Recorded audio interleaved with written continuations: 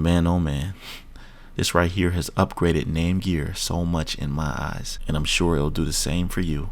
But it wasn't until after the Chill Out mask was released that I thought of this, because the Chill Out mask is the only gear which allows for 2 mods to be slotted. This is great for stacking attributes like crit, skill damage, whatever you want to build towards. So when I was looking at a few older builds I made, it made me think of this. Did you know that for certain named gear only, you can double stack attributes? Here's the one example I know of. Emperor's Guard knee pads with arm regen. And there are a few other named items that I love to double stack attributes, like the headshot damage on Punch Drunk, or my absolute favorite, status effects with firm handshake.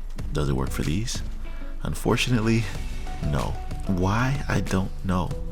It makes no sense that you're able to do this with Emperor's Guard knee pads, but not anything else. Why isn't this allowed? Did the devs forget to make this happen? I'm totally confused. You know how hype I got just thinking of this? It would have been something truly special. You know why? Well, there are a lot of reasons. Number one, you'll never be able to double roll attributes on normal gear. It won't allow you. So this alone could have set named gear apart from others. Don't get me wrong, I like named gear, because it definitely has its perks, but this feature would really set it apart. Not quite on a level of exotics, but lands in a unique space, just like how Emperor's Guards are now. Number two, it saves so much space on your build when trying to make something specific. For example, when the Iron Horse raid first came out, which was also when Eclipse Protocol was released, and with that, the advent of insanely powerful status builds, almost everyone immediately jumped on Eclipse's bandwagon.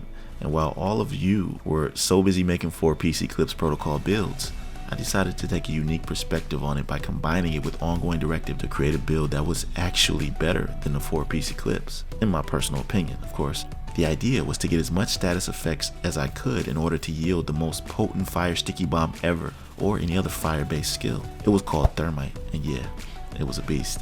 But there's only so far you can take your build, and I thought that I'd be able to take it even further with the ability to double roll attributes on named gear. If it was up to me, I'd roll status effects for both attributes on every single piece of gear. And the fact is that there are only 6 slots you're allotted, so you need to use them wisely. Think of this. Eclipse and ongoing directive requires 2 pieces each for you to get that 15% status effect bonus. That's 4 pieces taken away from other gear that could potentially be slotted in. Well, with the double status effects rolled on firm handshake, this would eliminate 2 gear slots for you to add 1 other of your choosing. On top of that, whatever you decide to slot in for replacement, if it's high-end gear, will have 2 attribute slots instead of 1 like gear sets, which would allow for more versatility. You know how many times I've scratched my head trying to add more to something, knowing that in the back of my head it would never work. And I thought I had the answer with this anomaly I just knew would work. I don't know.